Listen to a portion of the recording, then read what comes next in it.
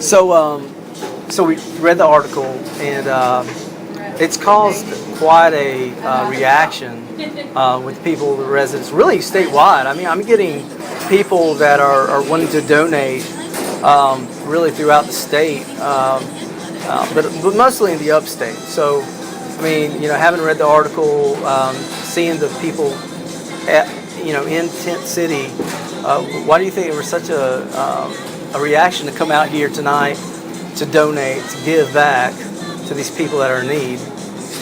Well, I kind of looked at it like I was entertaining the angels. You never know. And there's so many times that people will give money to organizations, but they can't really participate themselves, and they don't even know if it's really going to what it needs. It could be going to administrative rather than the people themselves. And this was an opportunity to be able to come and bring the things, know that everything we brought and donated was going to go directly to the people, and that they really were going to be helped. And it sounded like a lot of friends and acquaintances that I've had, and there's a lot of stories out there of wonderful people who had wonderful lives, had raised children, and now they're older, and the jobs aren't there for them anymore, and they've been reduced to very dire straits. And Tent City was probably a good example of that, and you're seeing more and more of that. And I don't want to see people put away in institutions like that. I do want to see them help. I want them to still have some freedom and some ability and hope of being able to, at some point, be able to earn their way out of it, find a job, and move forward with it. Yeah, I thought that what was striking was the fact that there's college graduates who live there. There's veterans that are wanting to have a job. They're wanting to find work.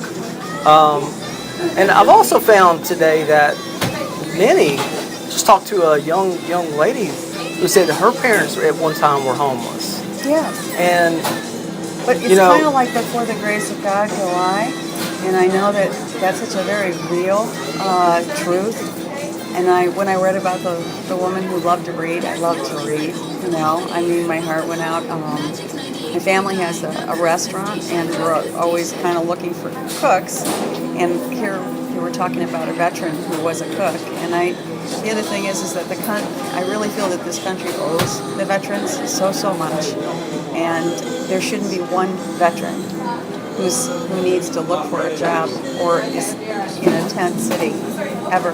They offered their life for me. They didn't even know me, to maintain something. And my gratitude and I have love, deep love for that kind of righteousness and purity of soul and purpose. And that's what a lot of those people you were describing in that article were. That's what came through. I know a lot of the young people probably never have to really struggle with, hypothermia, hunger, but it's just hearing the stories. These are people that are living in tarps, and it's just moving to know that you guys came out here and donated, things to help them just with the basic needs like warmth. I was grateful that there was someone like Scott who actually sought out, told the story. I think if more people would like him, could see something like this, and could see that there's lots of people just like me, we're just waiting to hear that story, or just waiting to find that they can do something, they can contribute to, that they can be a part of something that's better and built. I mean, I think that's what the foundation of, I think, the people of this country is about. And I thought that was a great thing, because no one told you guys to do this. This was the community coming together and helping each other. Yeah. I think that's that's and of how course it really this is, happens. I'm hearing Christmas music in the background. Yeah. I mean, really, this is what it's really about, is helping other people in the community.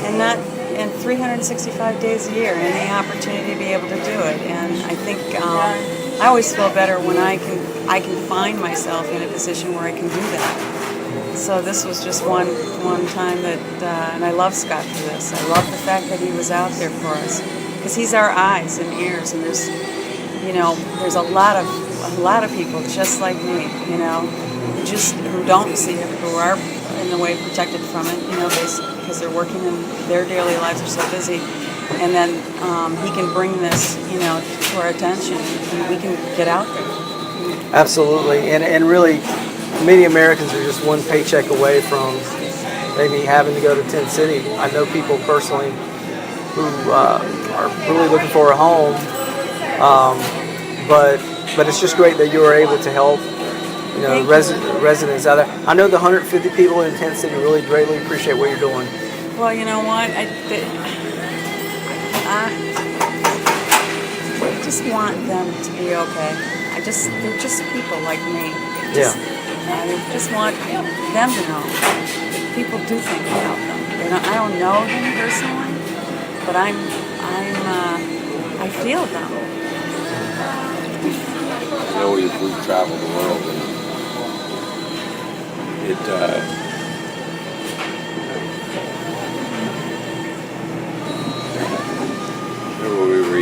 we were in Egypt. It was 1.2 million people in a cemetery. Well, that's there. That's Egypt. You see it. That's terrible. What's going on? Now we have it happening in our country. That's what was so striking to me. I said, really? Is this in Greenville, South Carolina? Yeah. There's no way. Yeah, there's no earthquake. There's no fire. There's no flood. They're just no room for them anymore. Right. Because whoever's in charge has spent all the money that would finance the companies and put those people to work. Right. And while the dogs are fighting over the media pork chop in Washington about who's going to be the first one to extend unemployment benefits for another 6 months, they could spend the same money to give to these small businesses with 50 or 60 or 70 employees to borrow so they can get these businesses going and put them back to work. That's an excellent point. I mean, both parties are to blame. Absolutely. Both parties have failed these people. And these they're people in glass houses. We actually went to Washington, and I think what surprised me is I always had this impression that we had congressmen and senators that had staff that were working hard for us, reading the materials, reading the bills and things like that, making sure that whatever they voted on was probably the best for everyone. And what I found out was that these are people who are busy going to lunch, having dinner, entertaining each other. Their secretaries or are eating crackers and chewing gum and waiting to see if somebody makes a vote. They're pretty much about interfacing with you just to get you out of the way. Okay, we listen to you to make it look like, we're hearing what you're saying. And it's important to us. But then we watch them turn around and do the same thing, and there's such a disconnect from the people who go to Washington. I think that we ought to keep our congressmen and senators home. I think we ought to make sure that we take them out to dinner and they then talk turkey with them, once a week or twice a week or every night of the week, so that they can see what the real people and the effect they're having on all of us. And they don't. I don't know what country they're working for, but it isn't for the people that live in this That's the one. elected government, and she's right. When we go to Washington and we meet with them, their number one priority is buying enough votes to get reelected. But there's a whole nother government that is not elected. The bureaucracy. They tax us, they fine us, they regulate us, they confiscate our goods, and we have no representation in that government. Right. For example, we're in a small business right now. I'm sure the owner would love to hire some of those people, but because of regulation, because of the government coming in, interfering, how they run their business, it prevents good business owners from hiring the cook, for example, the veteran that wants to cook. What's the solution? Well, I think probably voting everybody out that's in there right now. Okay, no, every time. Don't let anybody stay in whether they want to or not, or even if they did a great job. Great. We'll reward them and we'll say terrific. We're glad. We need a whole new set of people in there who don't know enough to mess it up.